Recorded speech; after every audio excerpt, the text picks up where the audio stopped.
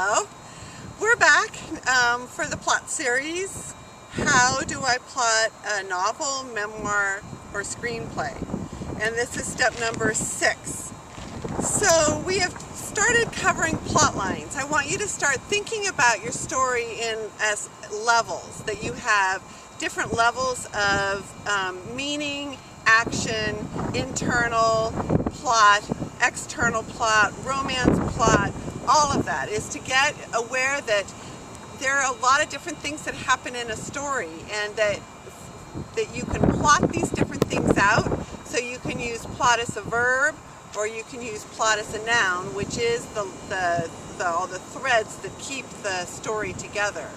So today we're going to talk a little bit more about subplots, secondary plots, plots that don't necessarily go throughout the entire story, although they can. And the purpose of subplots or secondary plots are to still reinforce the primary plot. If you're a character-driven story, I would assume that, or a character-driven writer, I assume that your major plot line will be the internal plot as the character grows and transforms.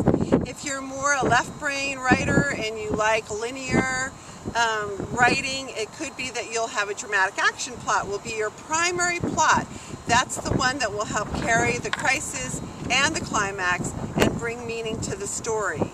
So now with the secondary plots or subplots, they're to beef up a story, they're to provide further depth, they're to provide more meaning to the overall story itself. And you may want to think about that. If you're writing a historical novel or a historical, memoir, obviously history will come into it. So you could have a history plot line where the history doesn't take over the story, but it reinforces the story and helps to provide more meaning and depth to the overall story. If you're writing a political thriller, obviously politics is going to come to play in your plot, and so you need to be aware of where the historical and the political events show up, how often they show up, and what happens when they do show up. And we'll talk more about the way to track those plot lines in a way that's visual and easier to manage than just on a piece of paper or in your head. So I have a couple examples again today. This one is a memoir. It's called Let's Go to the Dogs Tonight. And one of the major important plot lines in this story is the development of Rhodesia in Africa. This is a story about a young woman growing up in Africa. The subtitle is An African Childhood. So the whole understanding about Rhodesia and Africa and the wars and what was happening and how one thing merged to another and the country changes names and all of that comes up in the story, but only as it has to do with this young girl and her growing up and transforming and overcoming something really tragic that happens in the first quarter, right at the first quarter of the book. We also have this one. It's called The Lodge. This one takes place actually in the Monterey Peninsula, and it has to do with an imaginary fraternal order that's based on the the elks and things like that. And so this is actually a plot line of its own. It has to do with corruption and the mob and other things like that.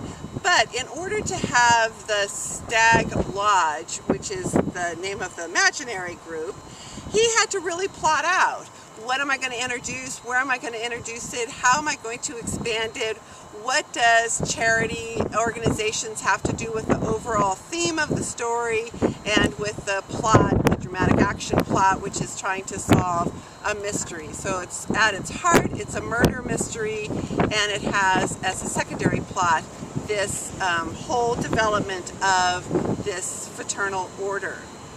And then for the last example is a young adult, or I guess it's actually a middle grade, is the K.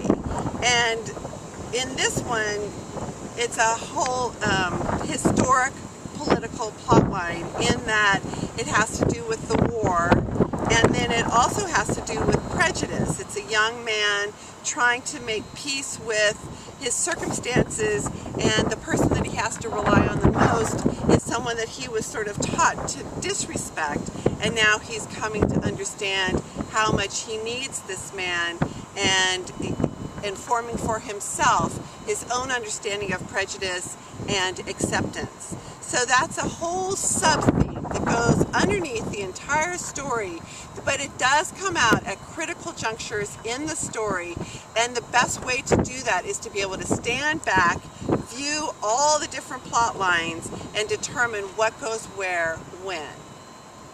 So, I hope you'll visit the earlier steps because they'll help you understand how to develop a dramatic action plot, an internal plot, or a character emotional development plot, a romance plot, and the importance of setting and why you need to have 2 locations in a story, at least 2 locations, and how that benefits a story.